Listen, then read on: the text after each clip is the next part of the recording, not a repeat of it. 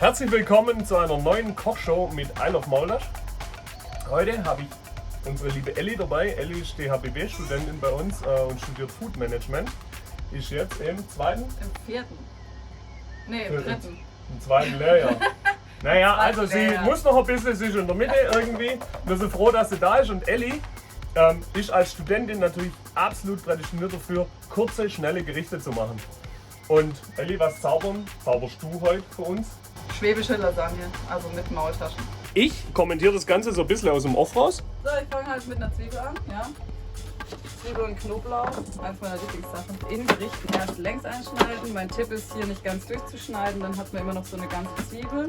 Das ist mir ja auch schon aufgefallen, das machen ja gern auch die Profis so. Die schneiden auch nochmal so quer rein, damit es da so kleinere Stücke gibt. Habe ich jetzt auch schon probiert. Ich habe aber immer ein bisschen Angst, dass ich mich schwer verletzt werde. So, dann würde ich mal den Knoblauch kurz auf die Seite schieben. Meine Pfanne habe ich vorgeheizt, würde ich aber nur leicht erhöht machen, also quasi jetzt nicht mittelheiß. Nicht auf Vollgas, sage ich jetzt mal. Was haben wir, während du jetzt den Knoblauch schneidest, also eine Information nochmal so. Das ist auch interessant. Das mache ich ja auch nicht.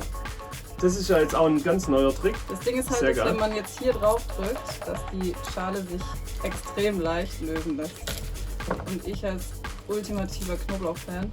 Ey, das ist echt geil, weil so schnell bin ich halt nie beim Knoblauch schälen. So, wenn ihr euch wundert, während Elli jetzt hier schneidet, wenn ihr euch wundert, die Küche sieht bei denen irgendwie so ein bisschen komisch aus. Das ist richtig, weil wir sind bei uns im Foodtruck. Wir sind ja eigentlich ein Streetfood-Unternehmen, Streetfood-Caterer, der viel mit Maultaschen macht. Eigentlich alles mit Maultaschen und nur mit Maultaschen.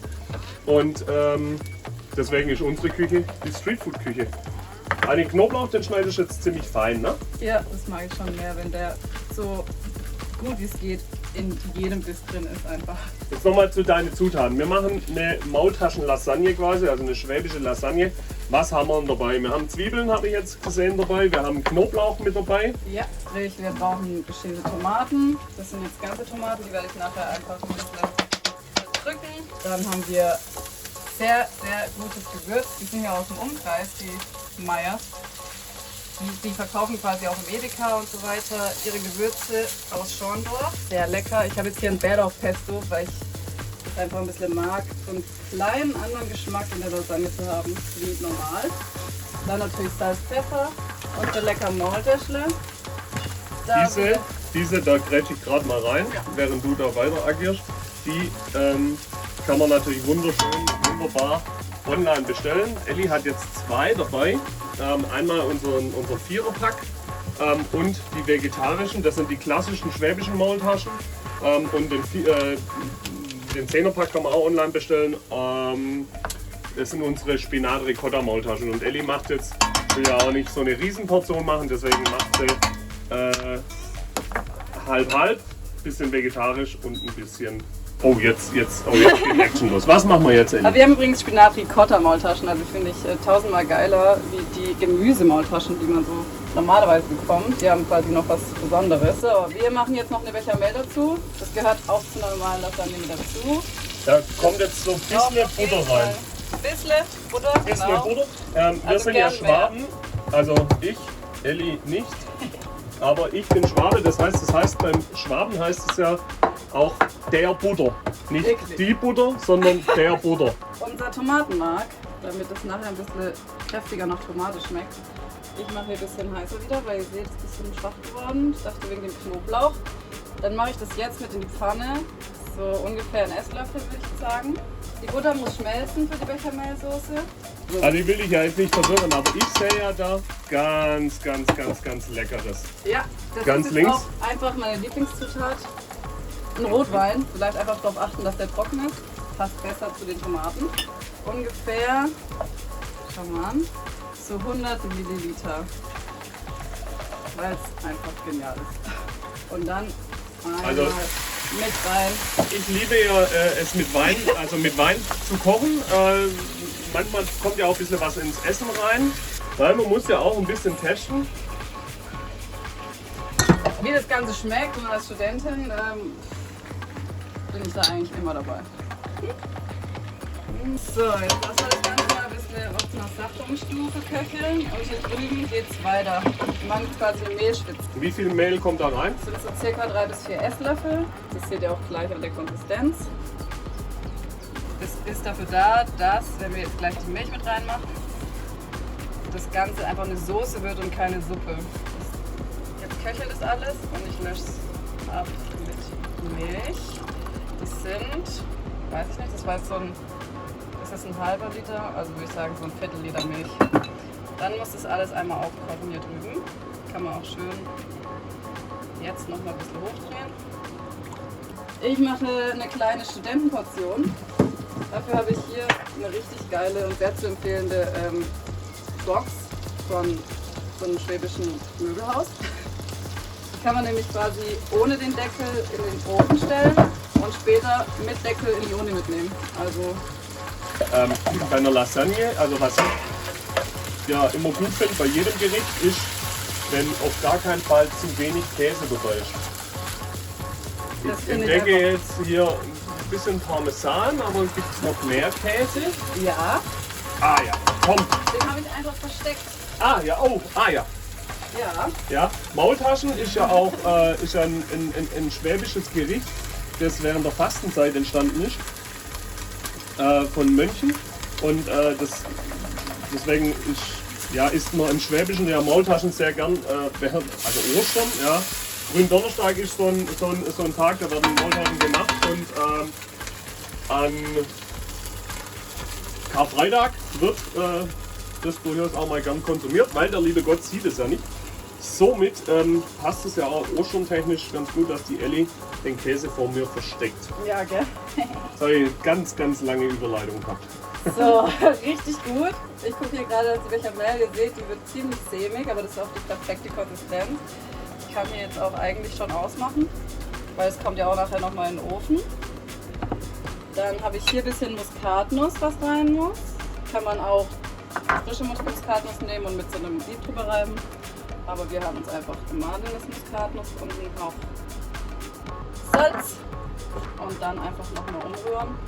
Das sieht jetzt ein bisschen aus wie Kartoffelbrei.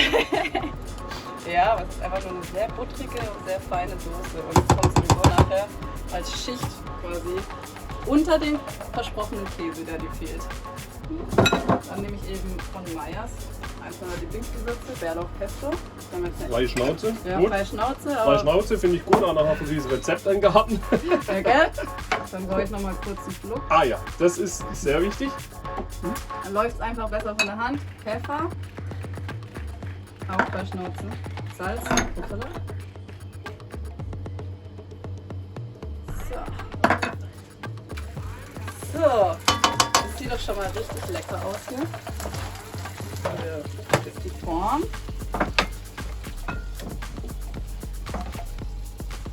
Da hole ich mir einen Löffel dazu. Und es geht los mit Schichten. Also sprich, meine erste Schicht sind natürlich die Tomatensauce, weil die Maultaschen, die werden da auch einfach roh reingelegt. Die braucht man auch nicht kochen. Ich will, wie gesagt, eine Hälfte vegetarisch und eine Hälfte normal mit Fleisch machen, weil ich finde einfach auch die vegetarischen super lecker. Jetzt gucken wir mal, was da so reingeht in meine schöne Form. Also wie gesagt, online bestellbar unter www.ilovemoultasch.de/shop könnt ihr diese klassischen schwäbischen Maultaschen im 4er-Pack bestellen oder im 10er-Pack und die vegetarischen auch im 10er-Pack. So, jetzt kommt die Bechamelsoße. Bechamel. Bechamel heißt es, wenn ich es richtig ausspreche. Also Ah ja, manche das sagen ist Bechamel, ich sage Bechamel. aber Ja, wenn es vielleicht aus dem Bechamel. Französische kommt, oder so, man weiß es Ja, dann auch nicht. da bin ich mir ziemlich sicher, ehrlich. So, jetzt habe ich eine Runde Bechamel auf die Maultaschen direkt gemacht und dann würde ich einfach noch den Rest Tomatensauce drauf machen.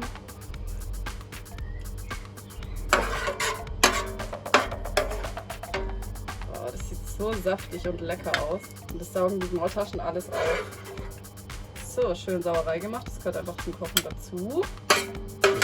Wer kocht, muss auch natürlich logischerweise mit aufputzen. Das ist ja völlig klar. Man kann jeden Käse nehmen, den man gern hat. Ich mag Parmesan sehr, sehr gerne. Ist mir aber jetzt eigentlich auch zu wenig bisschen. Na, mix doch. Ja, Nimm doch verschiedene das wäre jetzt auch Käse. meine Also Idee quasi. So, trotzdem schöne Schicht Parmesan. Eigentlich auch einfach geil. So, Parmesan. So, und dann, wie gesagt, man kann auch noch anderen Käse drauf machen. Du belässt jetzt bei Parmesan. Ich würde es jetzt bei Parmesan belassen, damit wir Gut. das nicht so ganz mischen. Ansonsten, voilà. So kannst du jetzt eigentlich direkt in den Ofen. So. Und das geht dann jetzt auch hier rein. So. Wie lang bleibt es jetzt hier drin? Man muss es ein bisschen beobachten. Also ich würde mindestens mal eine halbe Stunde reinmachen und dann mal gucken, wie der Käse aussieht, wie die Bechamel aussieht und einfach nach Geschmack.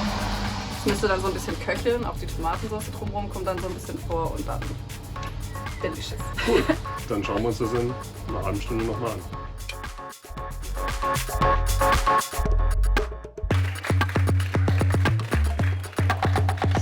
So, jetzt ist das leckere Teil aus dem Ofen raus. Elli, wie zufrieden bist du? Sehr, sehr, weil ich das an. Also man kann natürlich selbst entscheiden, wie braun man jetzt den Käse haben will, aber ansonsten sieht es hammermäßig aus. Sehr schön. Dann darfst du es anstecken. Ich bin ein bisschen nervös. So. Kann man hier so ein bisschen mit dem Messer fühlen, dass hier genau eine Maultasche versteckt ist.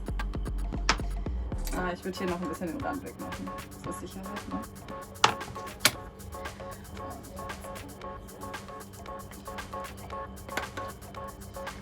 Da seht ihr auch die Maultasche. Und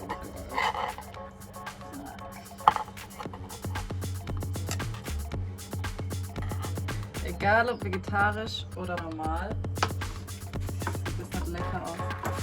Hammerlecker. Sieht richtig lecker aus. Geiles Teil.